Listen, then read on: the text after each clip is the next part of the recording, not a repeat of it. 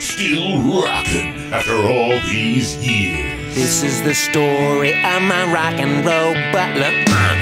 This is it, the show that started it all. Often imitated, but never equal. From San Francisco, USA, online since 2004. It's the one and only Rock and Roll Geek Show. With the original Rock and Roll Geek, Michael Butler.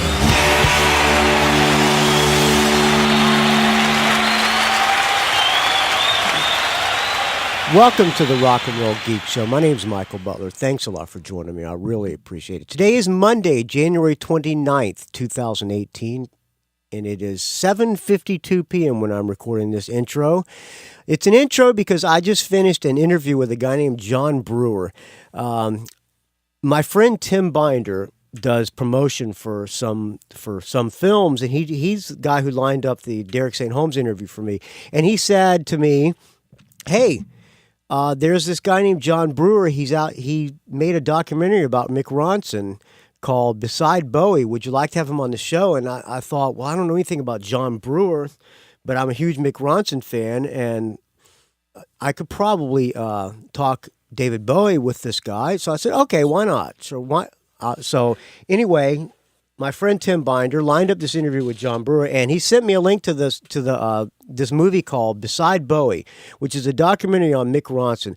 Actually, I remember that it came out in small theaters, like it did like an art house run about six months to a year ago, maybe even longer. And but he sent me, but I watched it again the other night. And man, what a good movie this is. It's a documentary on Mick Ronson.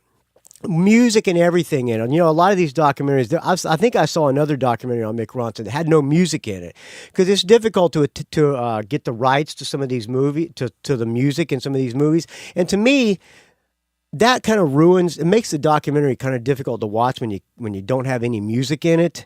But Beside Bowie, the one that Jon Brewer made, does have music in it. It's got it's got a bunch of David Bowie music. It's got Ian Hunter, Mott the Hoople music. It's got interviews with a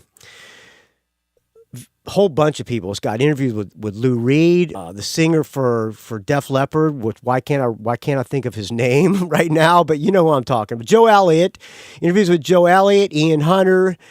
David Bowie even does a little bit of voiceover in it. Great movie, man. It comes out today, January 29th on Amazon Prime. So if you have Amazon Prime, you can watch this thing for free. I highly suggest you watch it. Listen to this Jon Brewer interview. The guy is quite the character, and I like the guy. I'm not the greatest interviewer, but I think it's a pretty fun interview. So I hope you like it, friends. I'll close out the show with a song, but right now I'm going to go right into the interview with Jon Brewer, the maker of the documentary called Beside Bowie. He's done a whole bunch of other documentaries too. I'll just name off some of them. Michael Hutchence, the loved one, about the singer for INXS. He made a Kurt Cobain documentary. He made a documentary on Cream, a documentary on the Moody Blues, documentary on Yes. He even managed Chris Squire and some of the guys in Yes. He was responsible for Yes reforming. He did a documentary on Jethro Tull, did a documentary on Jimi Hendrix, Bad Company documentary, did a documentary on beat poets of the 60s, B.B. King documentary, Nat King Cole. This guy he's a legend, and I never heard of the guy before. That shows how much I know. Anyway, I hope you like this interview with Jon Brewer. Thanks for listening, friends. Here you go. Hi, Michael. I'm here with Jon Brewer. Hi, how are you? Hi, good. Hi, Michael. Hi, John. Okay, sorry about that. I had to watch the B.B. King movie, and everybody ended up crying. So, okay, where were we? We were.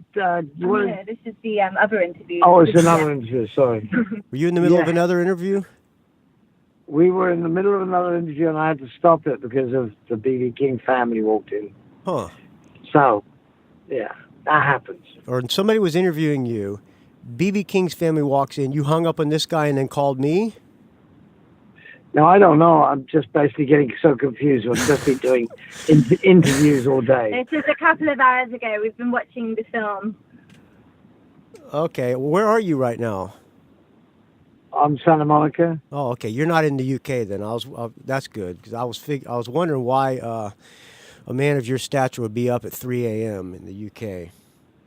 No, gave up that a long time ago. Yeah. So you live in California now? No, I live in Oxford, just outside London. You're just here promoting. You're just here promoting besides Bowie?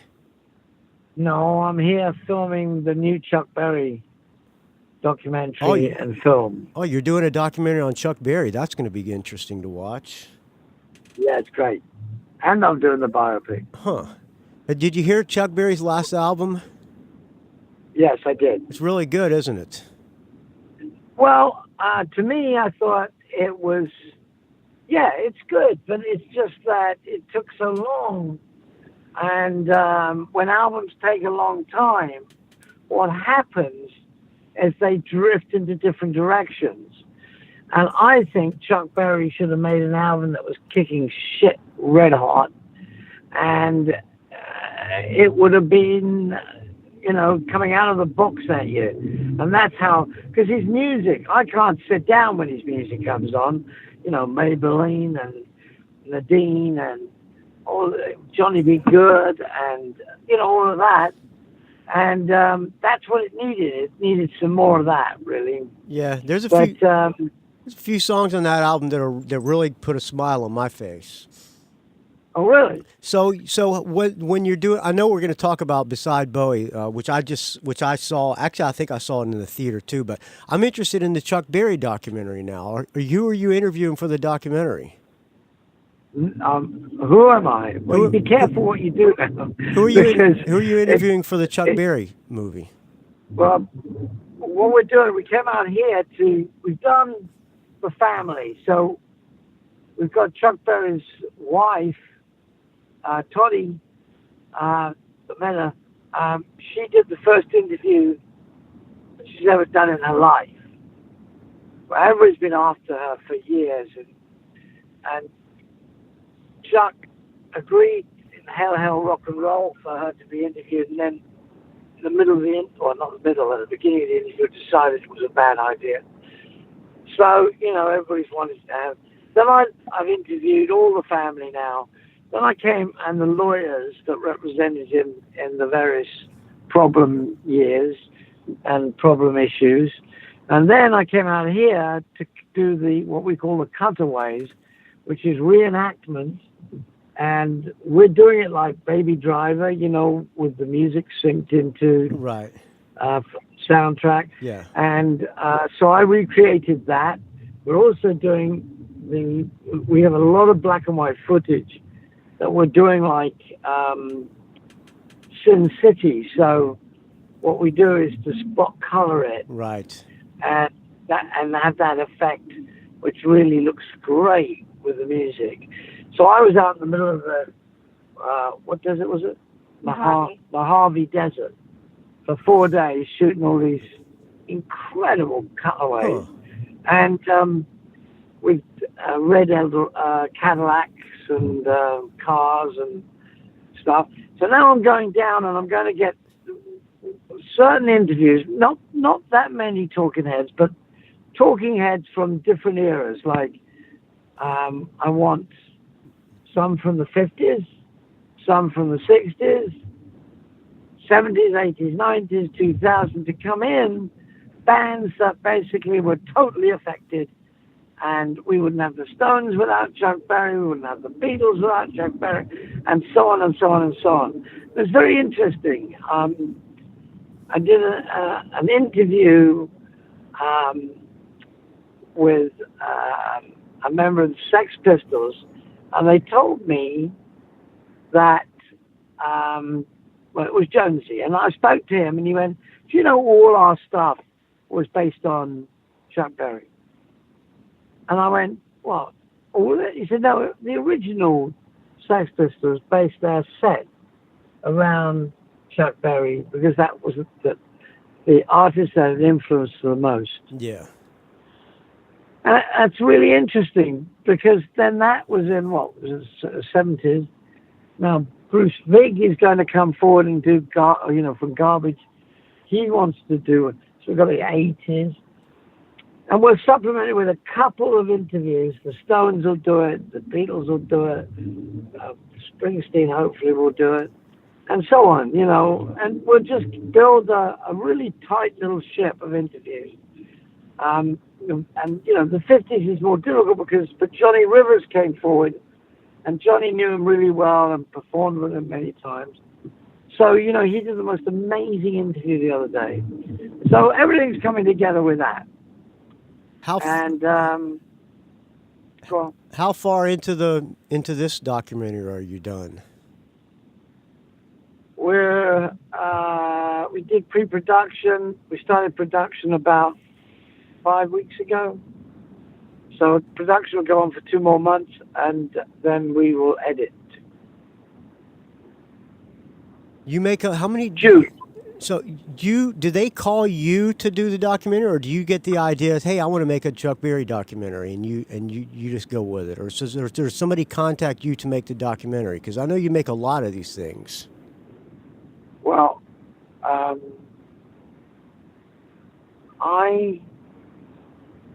choose what I want to do, and then what I do is because I don't like anybody else doing one at the same time, I usually look up the music. And then what happens is by looking up the music, I get enough window there to make my documentary. And I do about 2 a year. And, I work very closely with the record companies. And what we do is to try and make them as cinematic as we can. I really believe they should be able to go into theaters. And, so talking heads get a bit boring after a while.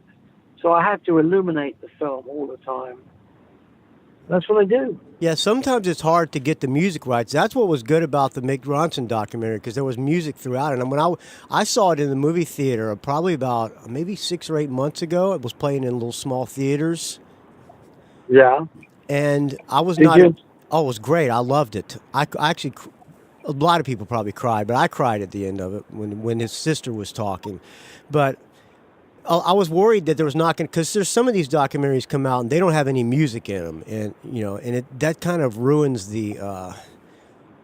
Of course. It makes it hard. So is it hard to get the rights to the music?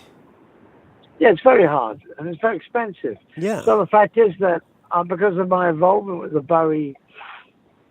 Bowie camp in the beginning, and the fact that Bowie loved me, I believe, and the fact is that I did it in the right way, they granted me the rights, which cost a lot of money, but it was like they worked with me on it. And because I was not making a Bowie documentary, I was making a Mick Ronson documentary, The Unsung Hero, and I made it for Bowie as well, because he struggled with that whole thing. Ronson should have got music publishing credit on a lot of those songs. Yeah. But, David was, I believe, ill-advised. And he kept feeling that he was stuck. He said, how do I get out of this now? I can't suddenly just go around and say, Mick Ronson, you wrote all these songs and here's a piece of it. So, it was an interesting one. And he was starting to work again with Bowie, and Bowie started working with Ronson again in 1990, and they were going to put something together, and just ran out of time. You know what got me in that movie was I never knew he made 55. Everybody in the Spiders from Mars, except for Mike Garson, they all made 55 pounds a week. That blew my mind when I saw that. That was the old style of management. The Freeze, I would not, that's why we split, because I said, you're crazy. If that's the old school of management. And Lawrence said the same thing.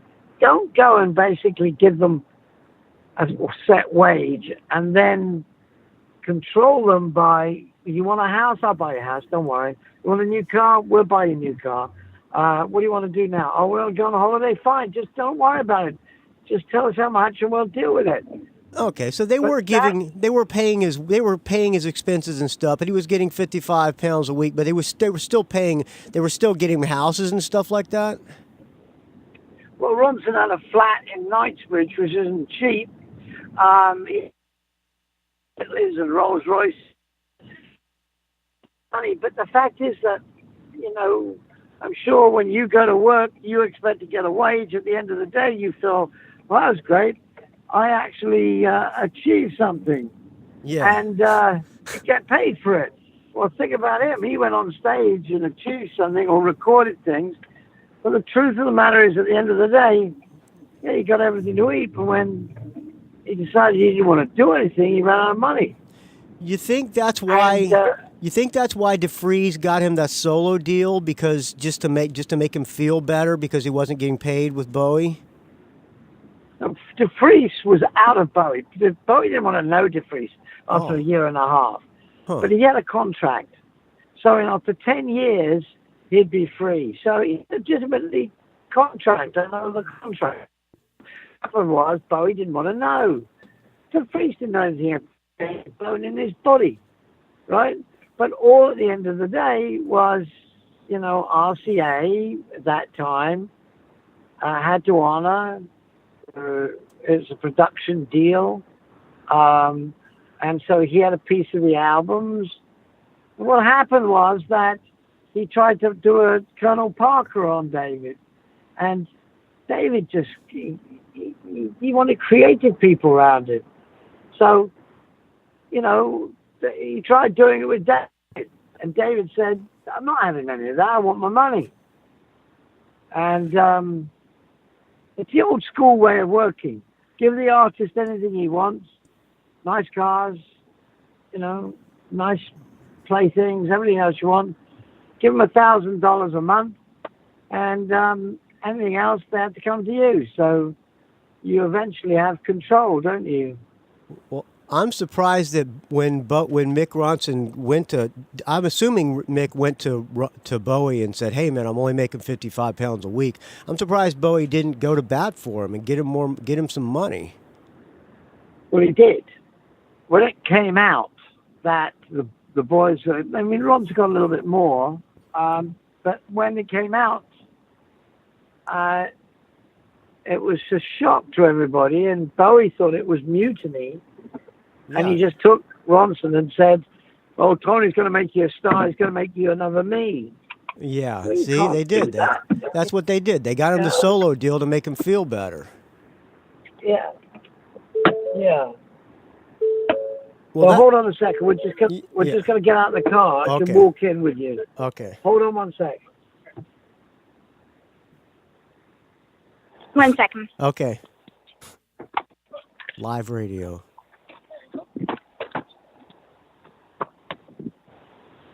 All right, you're on speaker.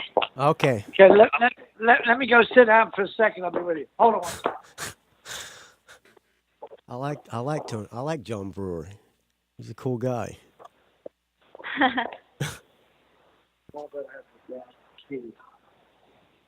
Yeah. All right, go for it, Michael. Okay. John, you there? Yeah, I'm here. Where are you now? I'm in my hotel. Oh, okay.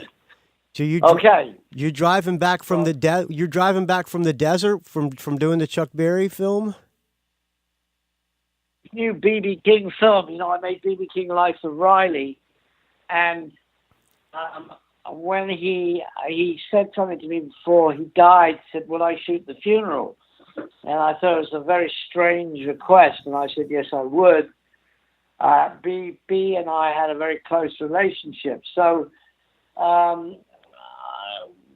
at the funeral, the musicians were very upset, and they said, could I make a sequel to B.B. King Life of Riley? So I said yes, and it was all very emotional, and so I took B.B. King's bus, and I put all the remaining musicians that were there and musicians that have worked with him for years in the past. And what we did was screwed the cameras to the floor and drove them through the night from Nashville through to Indianola, where the Beebe is buried. And then we got them telling the war stories, which is quite incredible. I mean, I've just finished the film, and I wanted to show it to Sue, who was his wife, ex-wife, and the family before. So I went over to Universal Music and I set it up because I didn't want to put it in a big theater, just to let them feel that they were part of it. So that's what I did. And we all ended up in floods of tears. It was quite embarrassing. Oh, so they liked it. I think so. Good. That's good. And what's that one going to be called? That's called B.B. King on the Road, and that goes out in about 2 months' time. Damn, you're constantly making documentaries. I am. I'm getting very old, and I have to get them done because otherwise we lose this fantastic. Artists, and no one will have done what I do. Well, the Mick Ronson documentary is great, and if all these other, I haven't seen any of the other ones that you made. Do you finance these yourself, or who's financing these things? Because they can't be cheap. Well, I do. I mean, it cost $1 million. And you're loaded with money. You're rich. I'm loaded? No, I'm not loaded at all. I'm looking for my money. Yeah. Everybody keeps nicking it. That's the expression. I'm assuming they must make money. I guess. Do they make money? Well, I've never lost on a film. How long? So the Bowie document, not the Bowie, the Mick Ronson documentary, besides Bowie, comes out today on Amazon Prime. What kind of a deal with Amazon? I can't imagine that pays that much money on Amazon. Well, Amazon Prime is not. That's a participation deal of which we and my partners and my agents basically do with Amazon. But it's coming to the situation now where I'm doing deals with PBS, and I'm doing deals with Showtime, I'm doing HBO. But the truth of the matter is that they're all getting limited now. They're all becoming, broadcast has taken over where the DVD left off. Yeah. So at the end of the day, we get the broadcast. Now we're turning it around. Then we put the DVDs out. But also to get the broadcast off the ground, we need to take theatrical rights and basically promote them on an event basis or a theatrical basis. And then you've got the SVOD rights, which we're talking about. And so it's a joint sort of effort. I mean, at the end of the day, don't forget, each country is slightly different. But I got a reputation that they work. So what happens is, and I overproduce because I make them look like documentaries that can stand the strain of going into a theater. How long did it take you to make the Mick Ronson documentary? Because you got about a year. So you shot it a long time ago because Lou Reed is in it, talking. No, that's archived. That's okay. So it's him talking to somebody else. That was shot by Eagle Rock years ago. Right. Yeah. Right. And just for they did a Lou Reed documentary, and Lou was alive then. But it's such a marvelous bit. I refused not to put it in. As far as I was concerned, anybody that can sit there and then take his voice off, don't forget it was his voice that came off, and say, wow, this guy was like something else, and he made me, without any vocal, turn around and say his arrangement was so good that it sounded tremendous. Yeah, that actually, to me, that's the only real good Lou Reed album is that album that Ronson did. I like watching those movies when I like watching the documentaries when there's a classic album series and when they'll bring down tracks and they'll isolate tracks and you can get how the album's made. It's really effective. Yeah. You did some like that. You did Jethro Tull and Yes. Is I that did I called it the Classic Artist Series, and we did Cream, Moody Blues, Yes, Jethro Tull. We did one called Legends of the Canyon, which was about Crosby, Stills, and Nash, and we did Jimi Hendrix, like the Guitar Hero. And that was great because I'm the only one that's ever done one with the music. I told Janie she's not getting any penny from me, and I did that. And because I knew Jimmy, and Jimmy would have turned in his grave. I mean, I'm very determined. So what happens is that I say, this has to be done, we're doing it. I did one called The Rock Poet, which is all about the poets, like the beat poets, of which Jim Morrison was a beat poet. Yeah. I'm in San Francisco. That's where the whole thing started. Yeah, well, then you know. I mean, that's all about San Francisco. You should definitely watch that. So did you got to know a lot about all these artists? You knew all these people. You knew the guys in Jethro Tull, and I think when I heard you on Jonesy's Jukebox, you said that Chris Squire from Yes is like was your best friend. Chris Squire, I represented and managed for years, all the way up to his death. But you managed him, huh? Yes, I managed Yes as well. I sort of left that camp because that camp is a little bit strange. It keeps breaking up and different bands go on the road, and that's not my style. So, but I know all the boys very well. And Chris was, when I moved out to California and lived here for 6 years, Chris became very much probably one of my closest friends.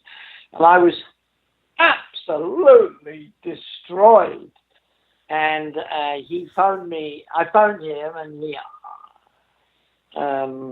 told me that he was in a hospital sealed room. And I said, what are they doing? He said, I'm just doing tests. It's okay. Don't worry. I said, no, I'm coming out. And he said, no, they can't see me anyway. My kid can't even see me. Children. And I went, wow. Okay, so how long? He said, well, I know where we are in 2 weeks. And I came back and I walked into my house, and tonight was the 14 days after he'd spoken to me, and I said, right, I'm going out to LA and I need to take care of this now. I've given him 2 weeks. And my wife screamed, and I knew he'd died. Yeah, Chris Squire lived the rock and roll life to the hilt, right? We both did. Oh, you did too? Huh. Absolutely.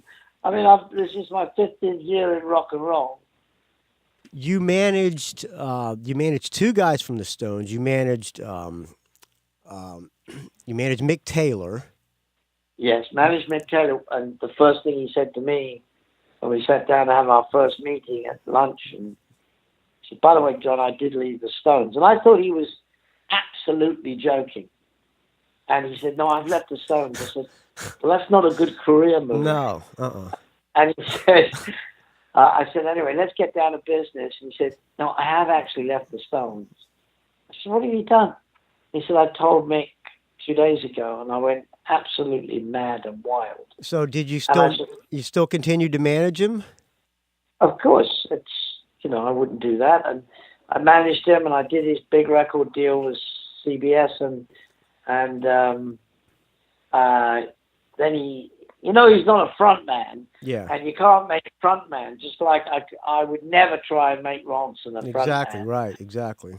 So, I said we need to do things. I was managing Alvin Lee 10 years after at that time, and Alvin and Mick went on the road together. I mean, it was quite extraordinary. They sold out big places. Yeah, two all great over guitar America. players.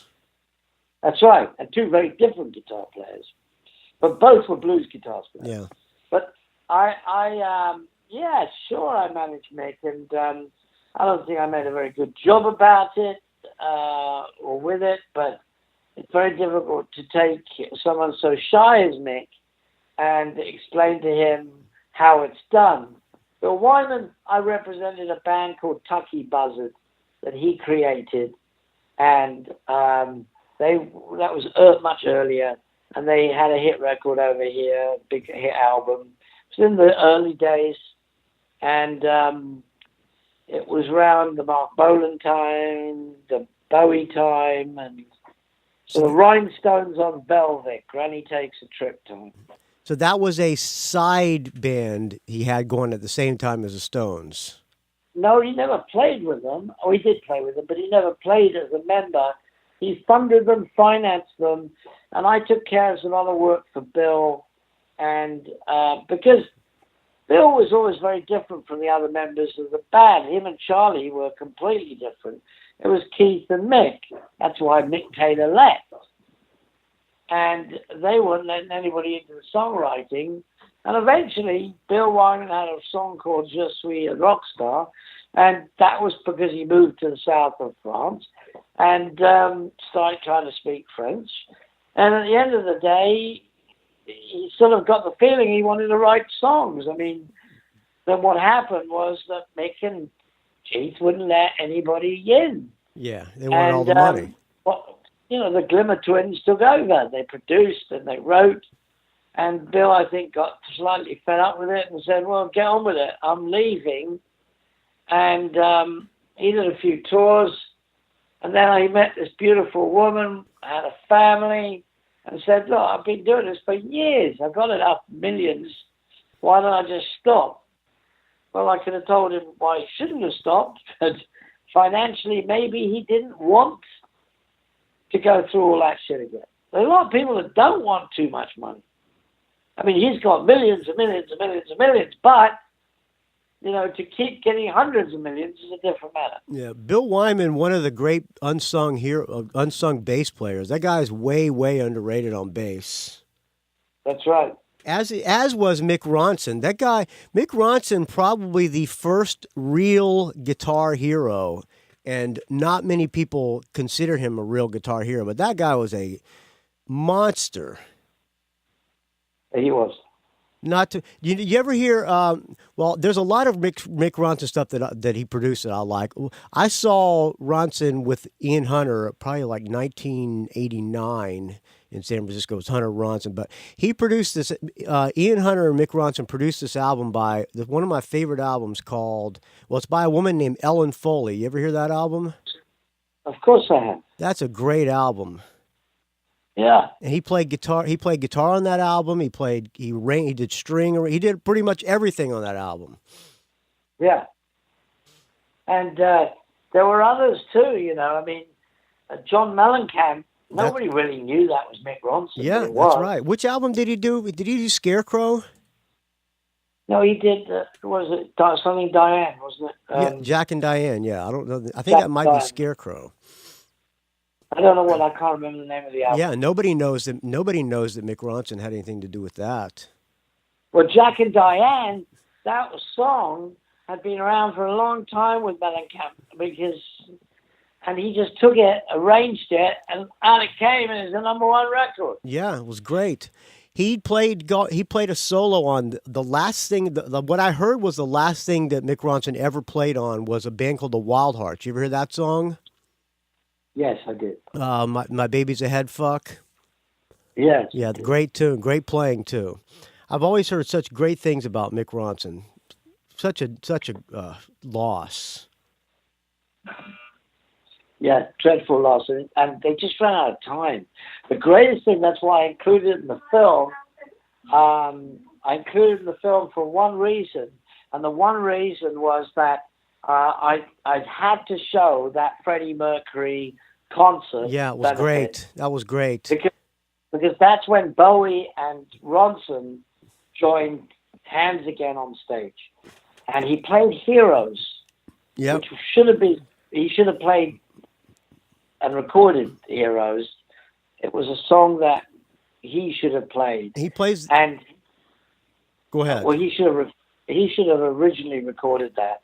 And they were heroes, and they went out there, and the smile on David's face and the smile on Ronson's face, and they almost basically entwined. 2 weeks later, he was dead. He played the melodic part. He was using an ebow, like had the thing that like vibrates the strings, and it just sounded so good.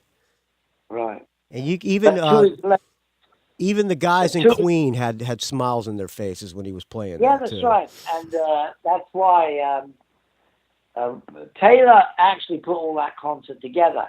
So when he held a dinner party, and they all went back, and Ronson was there, and then they went to do something else, and they held a dinner party 2 weeks later, and Ronson wasn't there.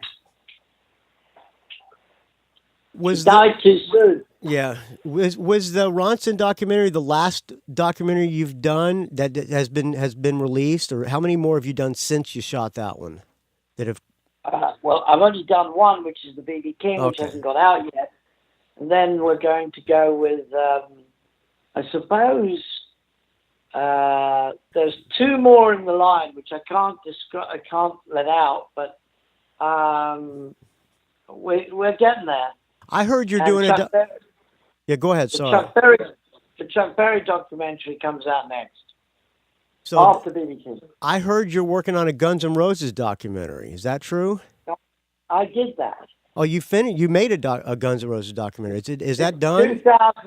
2015 for the BBC. I co-produced with me the Guns N' Roses. It was only for television. And broadcast, and the BBC went to put it out through Showtime, and there was a threatened lawsuit, and being, weak broadcasters, they all basically huddled together and decided not to sue each other. Mm-hmm. But it will come out in America. It was brilliant, and I know it's mine, but it was brilliant. Huh. Well, you're like amazing. Yeah. I had no idea. Well, thank you. How well did you know the guys in Jethro Tull? Well, Ian Anderson is probably the most boring person I've ever met in my life. But he's like, when you saw Jethro Tull, and if somebody told you that man never took a drug, and never did drugs, and never basically really, it's true.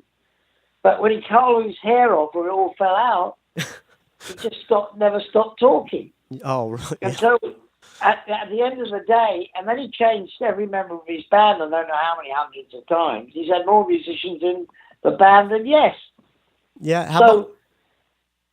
and that's quite a few. And I did that, and he... I was so bored with it, and I don't know how long I've known him. He came over to my house, I talked to him, and I used to talk to him in the early days. But he's not my type of guy. I mean, What about Martin Barr? Well, Martin has a completely different attitude. Yeah, but that guy's an underrated guitar player as well. Oh, absolutely, brilliant guitar player. But he and Ian had, disagreements. Well, I don't even know. When Singer basically out there, and I take my hat off to Ian Anderson, going out on the stage with a flute. Yeah, that's right. That's so right. A rock and roll audience. That's right. Ain't the easiest thing in the world. No, and he played that flute like Eddie Van Halen. Yeah, that's right. That's exactly right. He made that flute a rock and roll instrument. Yeah. Believe it or not, when I was a little kid, you had to join the school band. Right. And I was a Jethro Tull fan because that's the first album I ever bought was Aqualung. And I said, oh, well, the flute's a rock and roll instrument. I think I'll play the flute. Little did I know that I would be ridiculed by all my school mates because the flute wasn't a rock and roll instrument. No. But think of the Moody Blues as well. I mean, you know, the flute was, you know, so perfectly used. And Ian Anderson is a great player, but he's not a rock and roller now. He's not anymore. Yeah, that's for sure. He's a dedicated follower of fashion. There you go. And we won't go there yet. Right. Oh, okay. I read you loud and clear. All right. All right. Well, Jon Brewer, thank you so much for coming on. The movie is called Beside Bowie. You done a lot of interviews for this movie? Yeah. You've been promoting the hell out of this thing? Yeah, we threw a massive premiere in London. Angie Bowie flew in. Loads of people. And since I've been out here, I've been working hard. We're now doing some press. And, yeah, we're doing okay. The DVD's going to come out, too. We've had a little theatrical, which you went to. And, you know, it's going to be around for years. I think it's going to become a little bit of an underground piece of product. So are you just rock on. Are you sick of talking about this movie? No, I never will be sick of talking about any of my movies. Well, that's good. Yeah, that's good. All right, well, Jon. That's why I make it. Jon Brewer, thank you so much for coming on the show. I really appreciate it. It was very nice to talk to you. I really like you a lot for some reason. But okay. All right. Thank you so much. See you next time. Okay. Bye-bye. Bye. There you go. Jon Brewer. Man, that guy's had a career. Wow. I had no idea, man. The guy has made a shitload of documentaries. Bad Company, B.B. King. I can't wait to see that Chuck Berry documentary. That's going to be great, man. He even did a Nirvana documentary. All right, friends. Thank you so much for listening to this. I don't know how great of an interviewer I was, but I like talking to Jon Brewer. And that movie, Beside Bowie, comes out today, which is Monday, January 29th when I'm recording this. Comes out on Amazon Prime. So if you have Amazon Prime, you can watch this thing for free. Do yourself a favor, friends. Watch this movie because it is great. Especially if you're a Bowie fan. There's footage. There's some footage that I've never seen in this movie. And there's tons of music throughout it. It's a great flick. Go watch. It's probably not doing it justice by calling it a flick. You know what I'm saying? It's a great documentary. Jon Brewer, great documentary filmmaker. He's in the movie too. Look for the guy with the thick glasses. I like this guy. All right, friends. Thank you so much for listening. And thank you for donating to the show, friends. Please keep the donations coming. Without your donations, this show would die a horrible, putrid, stench-filled death. You can find this show at rockandrollgeek.com. Send me an email, rockandrollgeek@gmail.com. Find Jon Brewer. Let him know you heard him on the Rock and Roll Geek Show so he doesn't think that he wasted his time. Maybe he'll want to come on and talk about the Chuck Berry documentary. rockandrollgeek@gmail.com. You can find me on the Facebook, R&R Geek. Find me on the Twitter, R&R Geek. Find me on the Instagram, Rock and Roll Geek Don't Ask. And that's enough ways to reach me, friends. Why don't we close out with a David Bowie tune? Let me see what I can find here. All right, here's something from Aladdin saying, this is possibly my favorite Mick Ronson guitar solo of all time. This is The Prettiest Star. Thanks for listening, friends. We'll talk to you soon.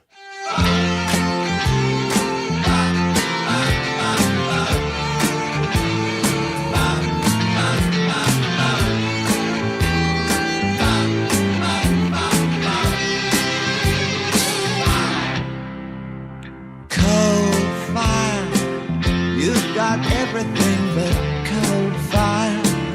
You will be my rest and peace, child. I moved up to take a place near you.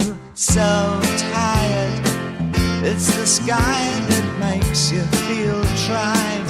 It's a trick to make you see wide.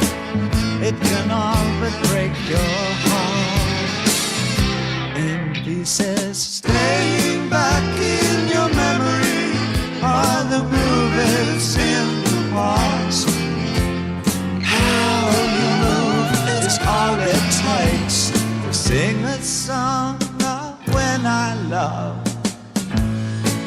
prettiest star. One day, though it might as well be someday, you and I will rise up all the way, all because of what you are, the prettiest star. Staying back in your memory, all the movies in the past. How you move is all it takes to sing a song of when I loved the prettiest star. One day, though it might as well be someday, you and I will rise up all the way, all because of what you are, prettiest star.